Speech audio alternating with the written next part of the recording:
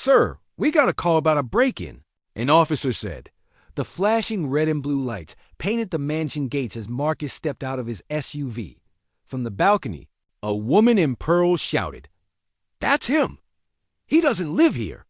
Marcus froze. She'd been inside his home for 2 weeks.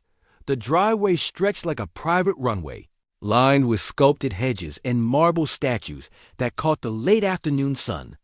Marcus Langston eased his black SUV through the open gates, a small smile playing on his lips. 2 weeks. 14 grueling days overseas, closing the biggest deal of his career. Now, finally he was home, but as he rounded the final bend, his smile faltered. A dusty silver sedan sat in the driveway, a car he didn't recognize. One of the curtains in his upstairs bedroom was drawn shut.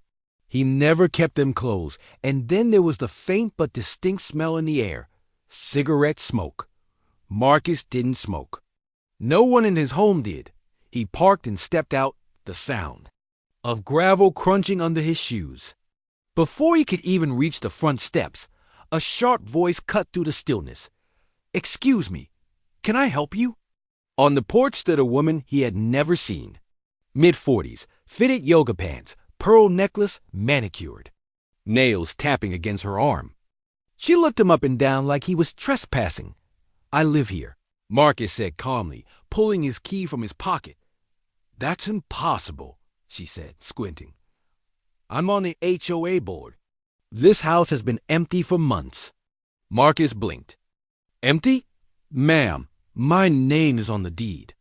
I've owned this property for 8 years. Her mouth twisted into something between a smirk and a sneer. "Don't get smart with me. I'm calling the police." Minutes later, the low hum of engines announced 2 police cruisers rolling up the drive. One officer stepped out, hand resting on his holster. "Sir, we got a call about a possible break-in from the upstairs balcony."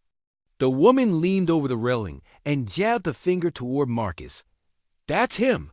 He doesn't live here." Marcus's jaw tightened. "She's inside my home." The officers asked for ID.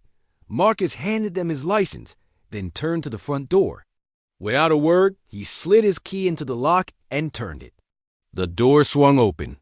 "What?" he saw made his stomach turn. The scent of his home cedarwood candles and fresh linen was gone, replaced by air freshener, takeout containers, and stale smoke. Shopping bags cluttered the marble entryway. A dog bed lay in the corner. Marcus didn't own a dog. He moved deeper inside. In the living room, the furniture was rearranged. Throw pillows he didn't recognize were scattered on the couch.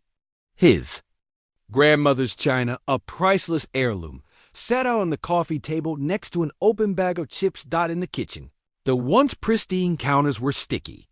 His wine rack, once full, was half empty, and upstairs, his office had been stripped. His desk was shoved aside, replaced with a folding table and a sewing machine. The officers turned to the woman, who had followed them inside like she owned the place. "How long have you been staying here?" one of them asked. She shrugged. 2 weeks. The door was unlocked when I came by. I assumed it was abandoned, so I decided to take care of it. Marcus stared at her. "You mean you broke into my house?" Her tone dripped with false righteousness. "I was protecting the neighborhood. You should be thanking me." One officer radioed for backup. The other began walking her toward the door, but she kept turning her head to shout over her shoulder, "You people think you can just show up?" And Marcus cut her off, his voice low but steady. "No, ma'am, this isn't about showing up. It's about knowing what's yours and what's not."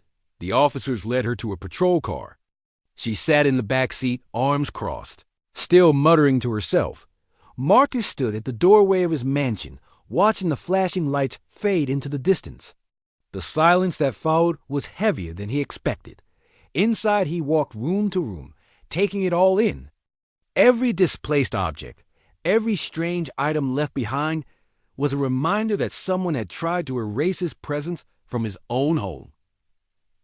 He picked up a family photo from the hallway table, himself, his parents, his younger sister, and set it back exactly where it belonged. That night, As he locked the doors and poured himself a glass of wine, he made a quiet promise. No one would ever make him feel like a stranger in his own home again. It's one thing to trespass on someone's property. It's another to try to take their place in it. Some lines aren't just legal. They're personal.